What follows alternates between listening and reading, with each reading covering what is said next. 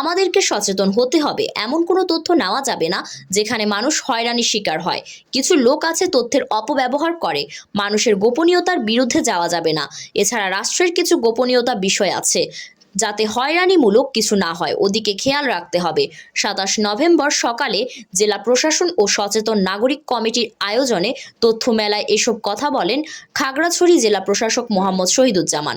এই সময় সকালে জেলা প্রশাসন ও সচেতন নাগরিক কমিটির আয়োজনে জেলা সদরের টাউন হলে র্যালি শেষে বেলুন উড়িয়ে তথ্য মেলার উদ্বোধন করেন প্রধান অতিথি জেলা প্রশাসক মোহাম্মদ শহীদুজ্জামান।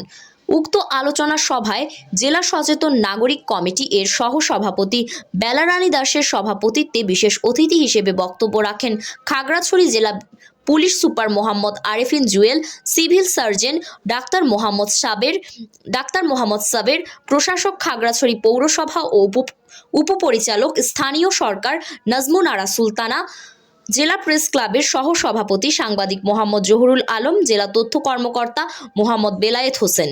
সভায় বক্তারা তথ্য অধিকার আইন 2009, স্বাস্থ্য ও পরিবার পরিকল্পনা, তথ্য অধিকার আইন কুইজ প্রতিযোগিতা, সরকারি প্রতিষ্ঠান সমূহে সরকারি সেবা সংলাপ, যুবদের দক্ষতা বৃদ্ধিতে সরকারি কার্যক্রম, দুর্নীতি বিরোধী নাটক প্রদর্শন, সাংস্কৃতিক অনুষ্ঠান, পুরস্কার বিতরণ করা সহ নানা বিষয়ে বিভিন্ন তথ্যমূলক আলোচনা তুলে ধরেন।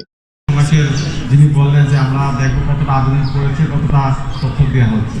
যেহেতু মানুষেরা সচেতন হয়েছে, অফিসাররাও সচেতন হয়েছে, বিভিন্ন দপ্তরও সচেতন হয়েছে, মানুষ কিন্তু আবেদন করার আগে তথ্য পেয়ে যায়। অর্থাৎ যদি বলে যে ভাই আমার এই তথ্য লাগবে, মানুষ কিন্তু আবেদন ছাড়াই তথ্য দিয়ে দিচ্ছে, শুধুমাত্র সম্পর্কের কারণে, আইনের কারণে। সুতরাং অ্যাপ্লিকেশনের উপর ভিত্তি করে মানুষ সচেতন হয়েছে কতটা, এটাও কিন্তু নিয়ন্ত্রণ করা বর্তমানে কঠিন।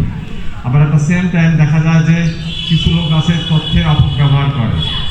আমি সেদিকে দেখলাম আমার অফিসে একটা তথ্য চাওয়া হয়েছে যে এই জেলায় কার কতটা জমি আছে, তার খতিয়ান কত, তার নাম্বার কত, তার মোবাইল নম্বর কত। এটা কিন্তু আমরা দিতে পারি না। এটা হচ্ছে মানুষের গোপনীয়তার বিরুদ্ধে যাচ্ছে। অর্থাৎ এই তথ্য নিয়ে এসে আরেকজনকে হয়রানি করে দেবে।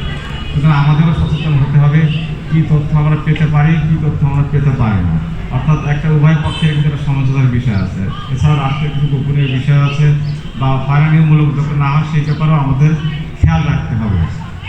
তবে আসার কথা হচ্ছে মানুষ যেহেতু সচেতন হচ্ছে, সবাই